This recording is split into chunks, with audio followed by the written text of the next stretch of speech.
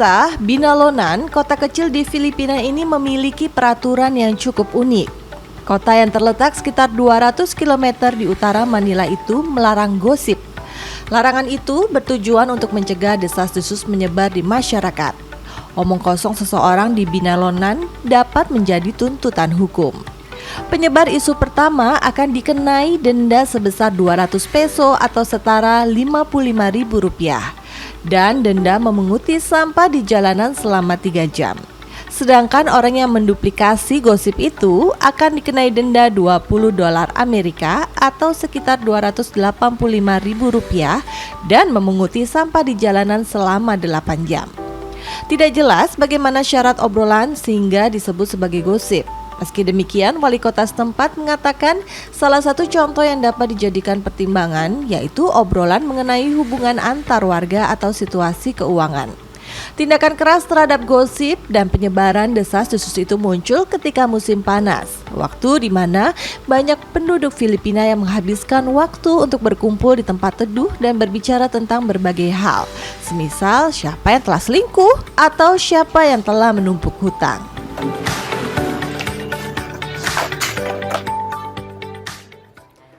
Kalau tinggal di kota itu benar-benar harus jaga lisan ya kok. Itu negara mana? Di daerah Filipina. Hebat ya. Mudah-mudahan Indonesia juga bisa mencontoh. Betul. Minimal kota-kota kecil dulu ya. Ya. Nah, ini Koko Lim punya sesuatu yang akan diberagakan hari ini atau hari belum? ini kan kita membicarakan masalah gibah. Ya kan? Sampai tadi negara kita lihat di TV tadi kan. Yes. Ada sebuah wali kota melarang gibah. Kenapa? Karena syair mengatakan waqa yurja lijai safi bur'un wala bur'a lima jar'ain lisan. Kalau pedang lukai tubuh masih ada harapan untuk sembuh. Kalau lidah lukai hati, kemana obat tidak dicari. Maka tadi dikatakan syairnya begini. Al kalamu yang fuzu ma la yang fuzu al ibar. Pemirsa, lidah yang tak bertulang itu dia dapat menembus apa-apa yang tidak dapat tembus oleh jarum. Ya kan? Orang bisa jatuh cinta, lisan. Lisan ini dahsyat loh. Orang bisa masuk surga juga lisan. Saya pindah agama, hanya ucapan syahadat doang, jadi pindah agama loh, pindah keyakinan. Dari lisannya. Nikah yang tadinya nggak halal, cuma ijab kabul doang, jadi halal.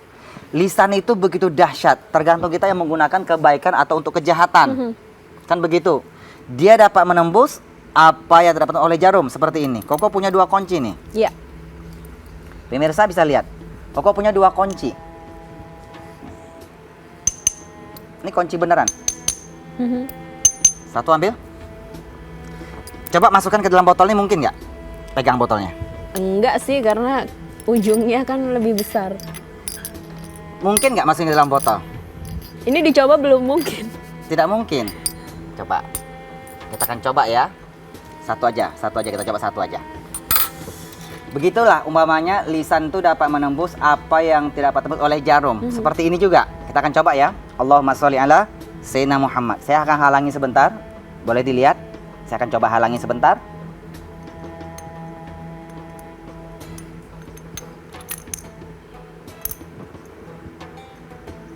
Kelihatan nggak? Ya, bisa masuk. Bisa keluar lagi nggak tuh kok? Kalau sudah masuk susah dikeluarkan. Oke. Ini akhirnya masuk karena lisan. Begitulah lisan yang tak bertulang, dia dapat menembus apa yang tidak tembus oleh jarum. Ibaratkan seperti ini, kunci aja yang kata orang nggak logis ya, ketika bisa masuk dalam sebuah botol, tapi dia bisa masuk dalam sebuah botol. Inilah filosofi lisan. Halo, masih hidup? Masih, sama penasaran gitu kok bisa sih. Padahal secara logikanya enggak. Begitu juga ketika lisan menusuk hati gitu ya, seperti jarum. Betul. Makanya Islam tuh mengajarkan begini, Ayu. Islam tuh mengajarkan al-kalamu nisfud doa. Ucapan itu, lisan itu bagian dari doa. Betul ya? Betul. Maka kita harus menjaga lisan. Kita punya enak aja nih, hobinya coret-coret dinding, ya kan? Kan nggak boleh. Dasar kamu anak kayak ancas marah. Kan tidak boleh keluar kata-kata yang tidak baik kan. Kadang ada nggak orang tua kata galak emosi, taman safari keluar, kebun ragunan keluar, itu mengandung doa loh. Katakan seperti ini, subhanallah anak mama sayang, pinter, anak ningnang sayang. Kalau mau coret-coret itu jangan di dinding sayang, Tapi kalau mau coret-coret di mobil papa saja.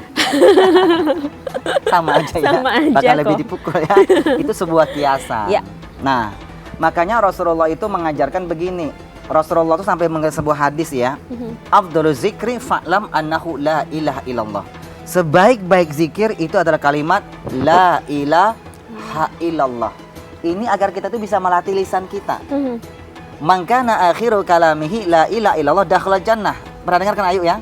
Kata Rasulullah, siapa yang di akhir hayatnya ketika dia mau meninggal nih Ayu, dia bisa mengucapkan kalimat la ilaha illallah dakhala jannah, pasti dia masuk surga. Cuma lisan loh, la ilaha illallah. Coba akhir hayat. Kalau kita lagi koma gimana? Tangan sudah nggak bergerak. Betul kan? Bagaimana kita bisa ngucapin? Kita buktikan ya.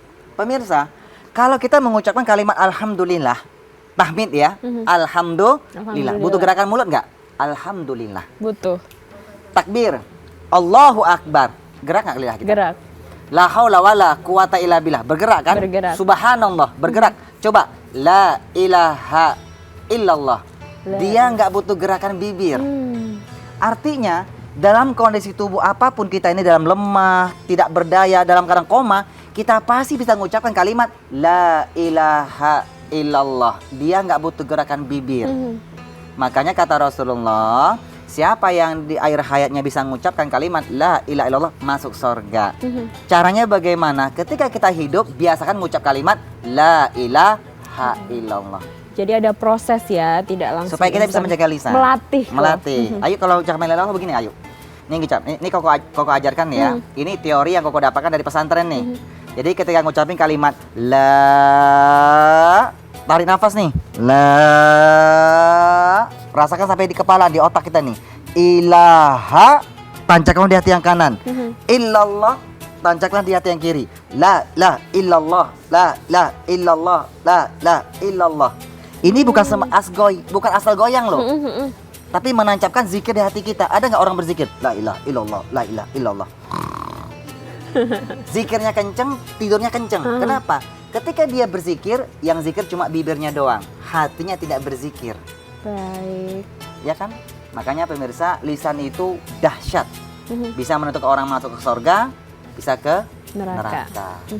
Pilih surga apa ya neraka? Ayo. Pilih surga ya, Pilih insya Allah. surga. Nah, tapi ngomong-ngomong soal menjaga lisan, kadang kita nggak sadar kalau yang kita omongin itu gibah, dan kadang kok gibah itu bikin ketagihan. Kenapa bisa kayak gitu? Apa karena bisikan setan yang begitu dahsyat? Sebenarnya ghibah yang bikin ketagihan itu karena dia belum dikasih ujian, belum ditegur sama Allah yang Maha Kuasa. Nanti diobrolin lagi Diobrolin ya. lagi. Karena nanti usai jeda pemirsa, Anda harus dekat-dekat sama pesawat telepon di 0215155511 karena bakal ada Terry Putri yang bakal bagi-bagi hadiah 1 juta rupiah buat 2 orang pemenang Terry. Koko Lim sebentar ya, mohon izin. Ini bukan gibah, bukan gosip juga, ini fakta.